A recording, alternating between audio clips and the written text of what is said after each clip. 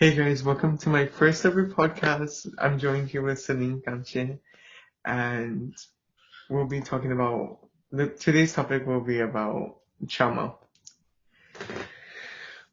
Okay, let's get started. Okay, so Oh wait, hold on. um Sorry, what? Ante. Would you like to introduce yourself? Oh, okay. Actually, I'm 15. I like anime. I don't know what else to say. like grade? Oh, you're a sophomore. I'm a sophomore. Okay, Okay. okay. Um, well,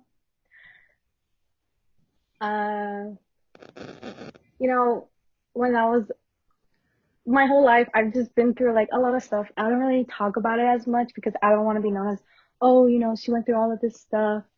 I'd rather be known as a happy person. That's how I'm usually known as.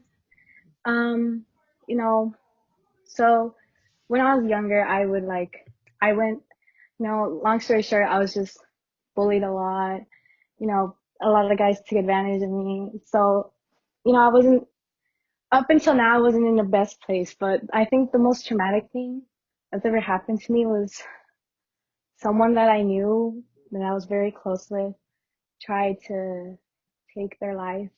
And Um, and I guess you can say I was part of the reason. I'm 100% not sure. So, uh, it happened in middle school. I would talk to a lot of guys. I would drop a lot of guys. Just doing that because I thought I was just better. I just thought I was mentally okay, but I wasn't, and I didn't want to acknowledge it. And so then I talked to this guy, and we were nice and stuff. He was friendly. He was very sweet, but I didn't know he was going through personal struggles. And whenever he would want to try to talk about it to me, I would just ignore him. I would say, "Oh, I gotta go." Like I didn't want to talk about feelings because I was so bad at talking about my feelings and just acknowledging someone else because I was too busy caught up in my own world, being very selfish. So, I didn't know he had personal problems, and I just didn't care. And we were talking for like a month, and then one day I was just like, you know what? I'm bored of you pretty much. And I just unadded him on Snapchat and I never talked to him since. I didn't tell him he didn't do anything wrong. I just didn't want to be with him. And I didn't know that same day he was going through a ton of problems. No, with his family. His family was going through a divorce. A lot of his family members were like, passing away. He was going through a lot of struggles and I didn't care. And he did show the signs of, wanting to take his life, but I didn't want to be involved with that because I've been through that too, and I didn't want it to be like I'm reliving my past again. And so that same day that I unadded him, he tried, you know, overdosing on drugs because he did a lot of drugs when I knew him, but I didn't really care. And the next day when I found out, I just, I remember I just cried the whole time. And when I got home, I'm not even gonna lie, I tried to take my own life too because I didn't know how to handle it, you know? Because that person also told me he wrote a note and I was in the note. And he said that he's sorry if he ever did anything wrong to me, and that, whenever I'm ready to be with him, he'll, he'll be nice and we can be together one day. I remember just being told that, realizing I'm someone who I hated before, because, like I said, I've been through a lot of things, but with him, he made me realize how much I impacted without even realizing I was a horrible person to him. Even if people say, oh, you might not, be, maybe you're not the reason why. I could have helped him in some way. I could have let him talk about his feelings because it's not like he wasn't reaching out for help. I was just being ignorant and selfish and not wanting him to talk about his feelings. In all honesty, I have no idea if he's okay now. I know that, mentally he was super unstable. one day he would dye his whole hair blue, and then like a month later he went bald. Like he was showing so many signs, and I didn't care. Um, and he did a ton of more drugs. Got addicted, and I know a lot of people were reporting him, so he had to go to the counselors and talk. And I remember people were telling me that he was only talking about me and how much he wanted to talk to me again because he felt like he did something wrong. And I had no idea how to react. I did not talk to him. I have not reached out to him. It's been years. I kept my space because it's like I still caused him pain and made him think he did something wrong. And even if I talk to him, it's not like I can fix everything, you know. And it changed how I see everything. Now I try to be very self-conscious of what I say, how I can hurt someone's feelings without even realizing it. That's another reason why I despise drugs. That's why whenever people say, "Oh, I might vape," I can't. I don't. Alex, you're laughing because you want it. Like I I get reminded of him and all of the struggles he went through, and I didn't even care. Like I can't imagine that that's someone's child. Like so that's why I'm the way I am now. He opened my eyes, but in the worst way possible because he tried to take his life. You know, if I talked about this like years ago, I don't even think I could have made a word out of it. Like it took so much practice to say it. And now I'm not okay with the whole thing, but I've accepted what happened. And so now I'm able to talk about it. And that's why I wanted to talk about this because I want at least one person to see how much not only you can impact someone's life in a good way, you can literally destroy their whole world. And some people don't even realize that sometimes people are showing signs to take their life. And that's the worst part because it can just happen to someone you're so close with.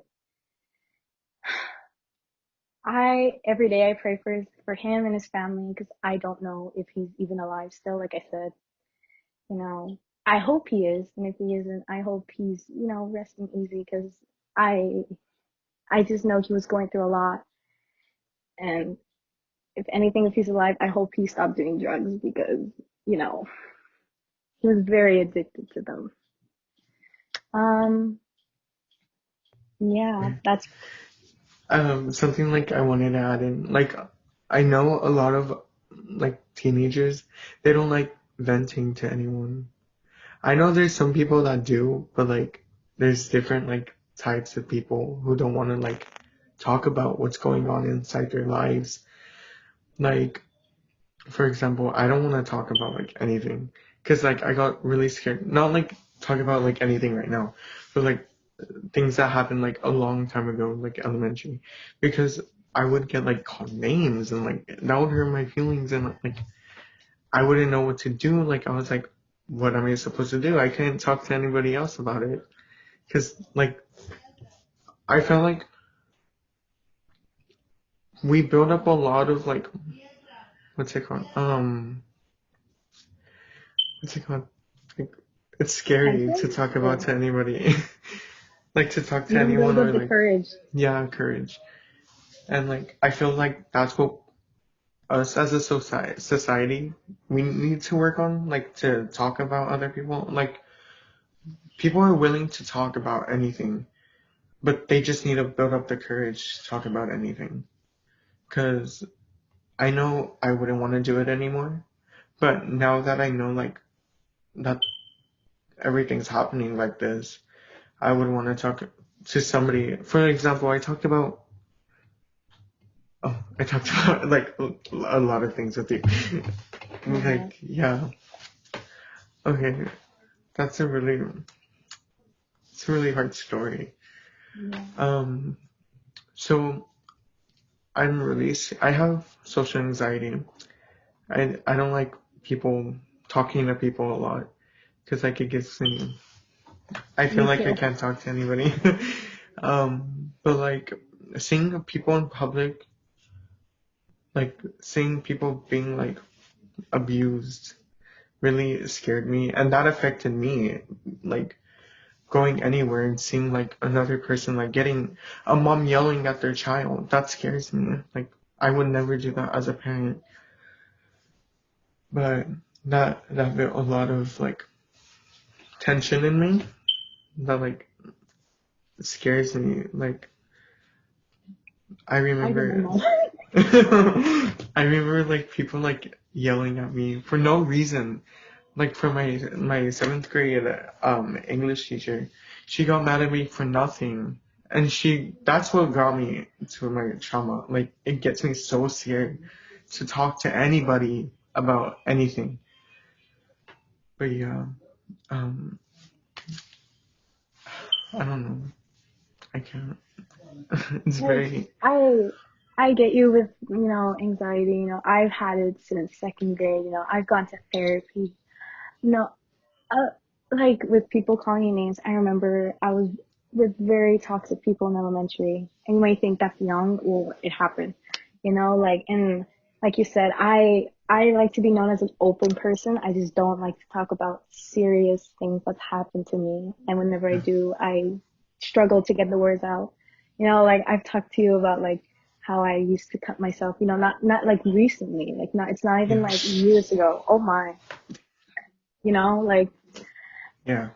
and it's okay to talk about it, because if you don't talk about it, it's just gonna build up and get worse. That's what happened to me. I cut myself for like years, like 6, 7 years, like just straight having scars all over me, like, not wearing long sleeves so no one sees it. And then I just stopped, and then I started showing more skin, and people were able to see my scars, but I didn't even care because I just wanted to be happy.